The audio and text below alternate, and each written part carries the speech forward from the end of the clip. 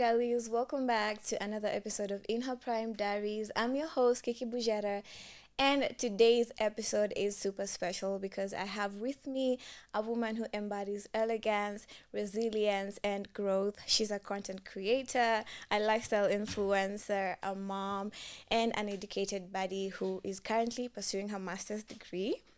And over the years, she has shown us that you can thrive through life in every season, whether it's building a brand, whether it's becoming a mom, and stepping into your prime all through. Please help me welcome Felicity Shiru. Hey girl, how you that doing? was such a strong intro. It is, because you're a strong woman. Yeah. I mean, Thank you for that. yeah, and I see we're both wearing pink, Yeah. which I wasn't think, planned. Yeah. Such a feminine color. Yeah. How you doing? How's life taking you? I'm good. For those who don't know me, maybe I can introduce myself. Please do, yeah. Officially. In your Because own I've never words. been here also. Maybe you people don't know me or something. So I'm Felicity Shiru. I'm a content creator and I'm happy to be here. Wow, awesome, Yeah. awesome. And I was going through your social media pages and you're dropping bomb content every now and then. Your following is growing on a daily. How is that? I think it's more about consistency. That's one. You need to be consistent if you want to grow. I think it happens in every aspect Yeah. of whatever it is you're trying to do. Consistency is usually key. And Sure. just always have a goal and a niche of what you would want to do or like as a person. Yeah, and discipline too. Very important. Yeah. Yeah, but take us back to the very beginning. What made you pick up the camera and start sharing your life online? Okay. So I'm not sure if everyone knows my story. Like I just didn't start off as a content creator. My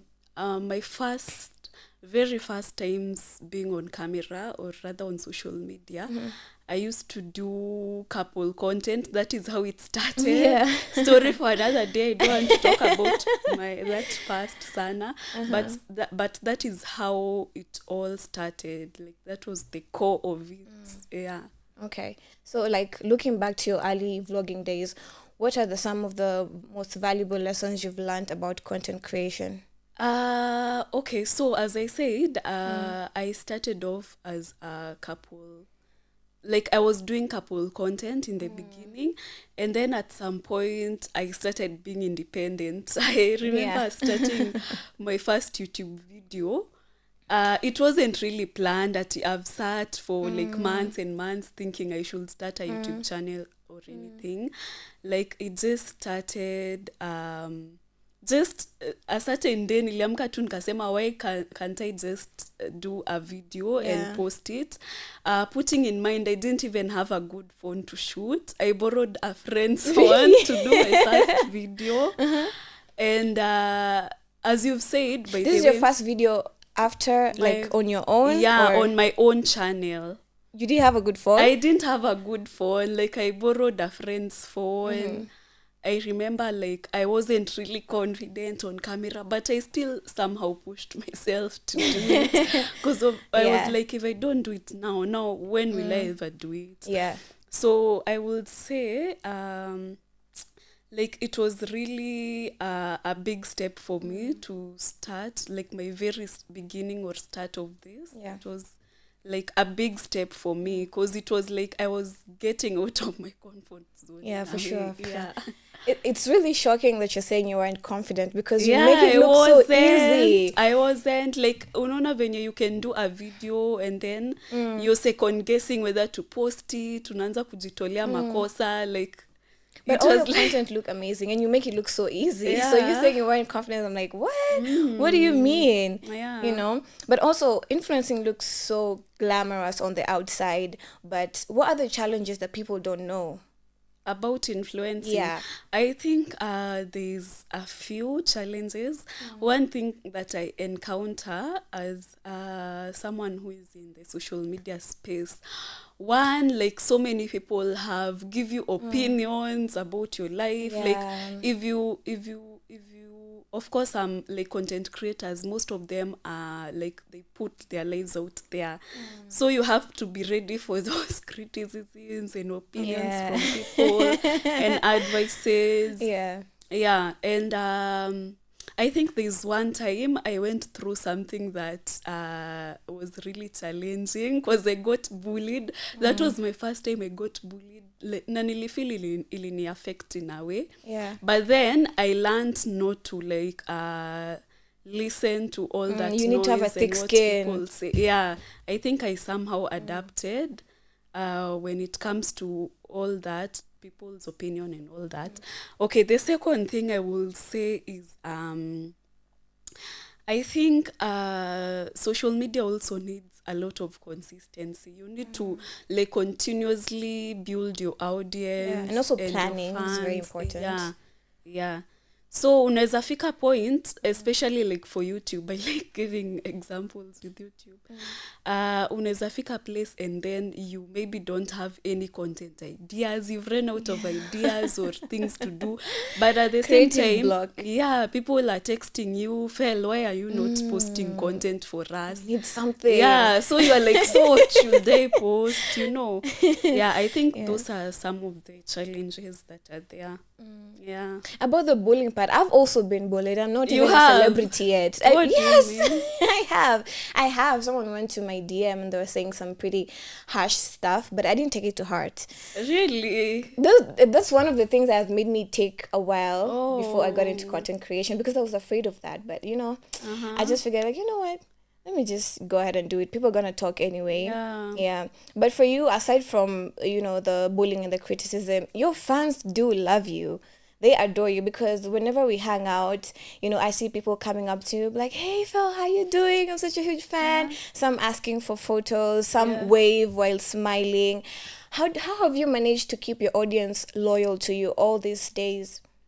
Okay, as I've said, one is the consistency. Also, I think like fans, they love seeing like you as a person, like that growth that comes with you as a person. Like where I am today is not where I was like 2 years ago. Of course. So like just showing and just being authentic with what you are and what you do every other day. I think that also keeps them hooked and like they love you more in a way. I don't know how to explain it. Yeah. Speaking of authenticity, your brand is all about simplicity and elegance. How do you manage to stay true to that? Especially, you know, now that a lot of people try to chase cloud, you know, to but it's not a bad thing. Yeah. I mean, it's not, but you've managed to, like, you know, maintain a certain type of brand all through, and you're still relevant. So how do you do that? I think the thing that maybe people don't realize, that it's easier to just be yourself than being someone else. Like pretending to be someone yeah, else. you just or copying someone else. Yeah, like at some point it might be difficult for you to feel like this is not for me, because somehow you feel like you're being pressured to just be someone that you're not. But once you're authentic in a way that you're just yourself, you just show who you are, I think it's way easier to just be that. To just be you. To just be you, because you're not acting or faking anything. Yeah, it makes it much easier. Yeah, and what are the don'ts in the influencing world that you've learned the hard way? The don't. Yeah, the what don'ts. What do you mean the don'ts? The mistakes maybe you've done and you're like, damn, I shouldn't do this next time. When it comes to maybe closing deals, or when it comes to, you know, whatever it is that you choose to post and what you choose not to post, stuff like that. I don't think I have a lot in mind. Is there anything I regret doing or anything like that? I don't think so. No? I don't think your journey has been smooth. Yeah, I would say so. Yeah. And what's like your proudest achievement as a content creator so far? I think I've really grown, like as a person, also brand wise. Yeah. Like the kind of people that approach me now are not the kind of people that would have approached me Before, and yeah. like a year ago. So I feel like I've really grown. You're now working with bigger brands. Yeah, I've really grown in that aspect. Yeah, and it's really nice. Yeah, and speaking of growth, you have gone through seasons of change in your life, especially in the public eye, especially last year when your relationship with another very famous influencer ended. And how did you find the strength to keep going even after life was shifting? Yeah, I think there's a video I did in my channel when I was when I was answering my fans' questions. And I was open. I told them by day that transition wasn't easy. So, like that period wasn't really easy. But then, like somehow I just knew I needed to keep going in a way. Because when I Yeah. stop now, what then? Like what's next? Exactly. So You need to it's keep like pushing. Yeah, it's like I didn't have a choice, right? I didn't have a choice Yeah. but to keep. It's all I had to do. So I think that really helped me. Like I will just wake up, distract myself by doing content maybe. Yeah. I make sure maybe I post something on YouTube, IG, like yeah. Also, I think during that time, a lot of audiences or fans were really fixated on seeing like like what will What will she happen do? to What will fail, happen? like Yeah. Will she fall off? Yeah. Yeah, but you proved them wrong. You showed them what you're capable of. And that's really great, honestly. Yeah, It's so very... I think I also somehow took advantage of that because now a lot of people maybe will come to my page, check out what I'm doing. Yeah. So I just made sure I just kept going. Yeah, everyone was watching. Yeah. So did you feel more empowered then or now that you're doing things on your own? I don't know. It just feels good doing you. I don't know. You have more freedom now Yeah. to like do whatever it is you want, Yeah. content wise. Yeah. I think okay, I will say now like I feel like I'm my own individual person and brand. Yeah. Like I'm not tied to anyone. I'm not saying it was a bad thing, but I also like it here. I can't complain. Yeah, and you're Yeah. doing well. Thank Obviously. you. Yeah. So you know, like you said, sometimes people expect women to fall apart, you know, when big changes like this happen. But what helped you stay grounded and still continue growing your audience? I kept going no matter what came. Like I just kept going, pushing and pushing and pushing. Like failing wasn't an option for me. Okay. Yeah, like it's all I had to do. I just was kept win or kept win. going. Yeah, exactly. There's no other way. Yeah. Okay, let's talk about motherhood. You have a beautiful daughter, by the way. you. She's very smart. She started school, right? Yeah. No, it's like a preschool homeschooling. Yeah. But they're learning something either way. Yeah. Yeah. I've never seen a child more excited about school than Zoe. Yeah, I know, right?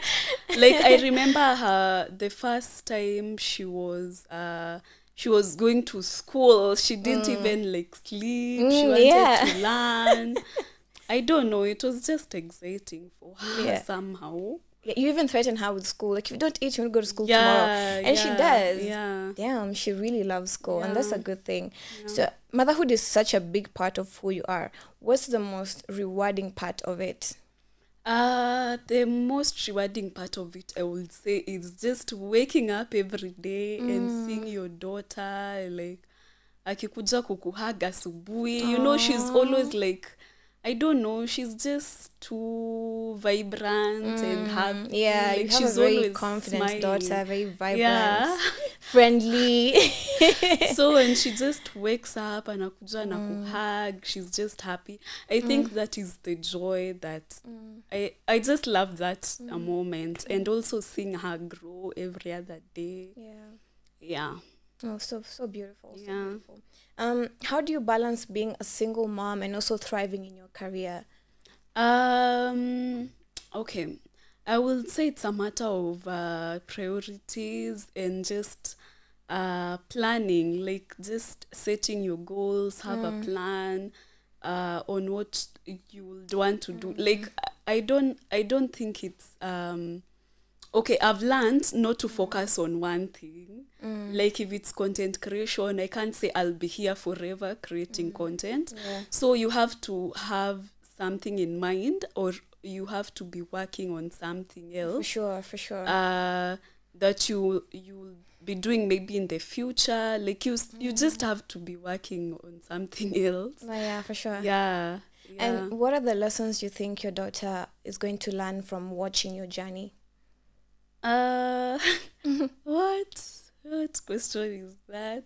Like, what lessons would you think? Of course, she's gonna grow up someday. Yeah, and yeah, she's I going to know. like go to your page and say, Yeah. "Oh, my mom was doing all this." Like, what lessons would you think she would learn from that, from watching your entire journey? I think one is the strength that comes with all that. Like, it's not as easy as it looks on the outside, but I think there's the strength and consistency that I've been having in all this. Yeah. Also, I think, as I've said, like, you need to be planning for the next thing. What is it called? Like, seeing being ambitious of what is next, and planning on what is next. So I think it's a good thing. Yeah, you've also to have something going on for you. Yeah, you've also mentioned having other things going on aside from content, which brings me to your master's degree. You're currently pursuing your master's, right? Yeah. Tell us about that. What made you want to go back to school? I don't know. It's someone who actually motivated me to do that. Oh. I've been actually talking about doing my master's for a long time before I even had Zoe, but I've never really taken the step to actually know what I'm going to do in school and know which school I'm going to. So there's someone who really motivated me into now actually doing it. So I think that is how it started. I just applied and it happened. You said, let's do this, let's get this master's, which is it's not easy, by the way. Yeah, it's not.